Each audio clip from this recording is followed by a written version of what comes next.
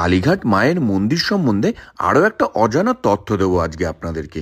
তার আগে ভিডিওটা যারা যারা দেখছেন কমেন্ট বক্সে একবার জয় মা কালী লিখে দেবেন।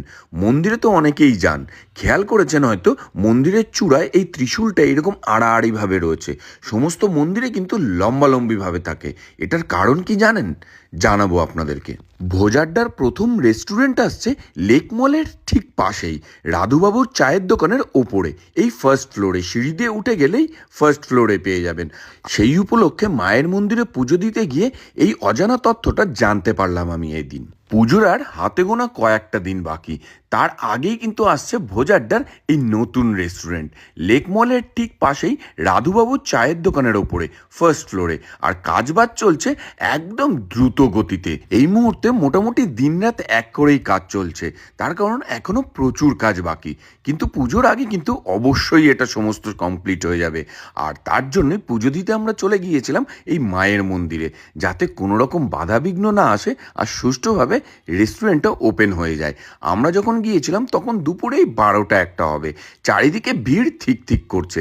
আর মন্দিরে গেলেই কিন্তু আমি এই মন্দিরের দালানে অনেকক্ষণ বসে সময় কাটাই।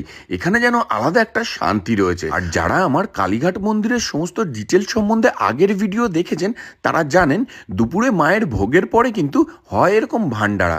আপনি একটু ওয়েট করে গেলেই কিন্তু এই টাইমে মায়ের ভোগ নিতে পারবেন। আর এই মায়ের ভোগ সম্বন্ধেও ডিটেল ভিডিও কিন্তু এর আগেই আমি করেছি। মায়ের ভোগে কি কি থাকে, কী কীভাবে আপনারা এই ভোগগুলো দিতে পারবেন এবং তার সমস্ত ডিটেলস। মায়ের ভোগে কিন্তু মাছ মাংস সমস্ত কিছু থাকে। স্পেশালি হচ্ছে এই বলির মাংসটা, এটা ছাড়া যেন মায়ের ভোগ একেবারেই অসম্পূর্ণ। ভারতবর্ষের বিভিন্ন প্রান্ত থেকে মানুষজন আসে এই মায়ের মন্দিরে মায়ের পুজো দিতে। আমি তো মোটামুটি মাঝে মাঝেই যাই, আর গেলে কিন্তু একদম সকাল থেকে চেষ্টা করি রাত্রি পর্যন্ত থাকার। সন্ধেবেলাও একটা আলাদা অভিজ্ঞতা রয়েছে। আর বিশেষ করে এই ভোগ তো একেবারেই মিস করা যাবে না। আমি যখনই যাই তখনই কিন্তু মায়ের এই ভোগ গ্রহণ করি, যেখানে পোলাও, মাছ, মাংস, পায়েস, চাটনি থাকে সমস্ত কিছু। আর এই মায়ের ভোগ গ্রহণ করার মধ্যে রয়েছে আলাদা একটা শান্তি। আর যারা মাঝে মাঝেই যান তারা নিশ্চয়ই খেয়াল করেছেন মায়ের মন্দিরের ওপরে একটা ত্রিশূল থাকে। সমস্ত মন্দিরেই কিন্তু ত্রিশূল থাকে। মায়ের মন্দিরের ত্রিশূলটা এইরকম শোয়ানো, যেটা সমস্ত মন্দিরে দাঁড় করানো থাকে। এখানে শোয়ানোর কারণ হলো, যেহেতু শিব মায়ের পায়ের তলায় শুয়ে থাকে সেই জন্য তার ত্রিশূলটাও শোয়ানো থাকে। আর ভোজাড্ডার রেস্টুরেন্ট কিন্তু আসছে কয়েকদিনের মধ্যেই। এই ভিডিওটা কে কে সাউথ কলকাতা থেকে দেখছেন জানাবেন আমাকে কমেন্ট বক্সে।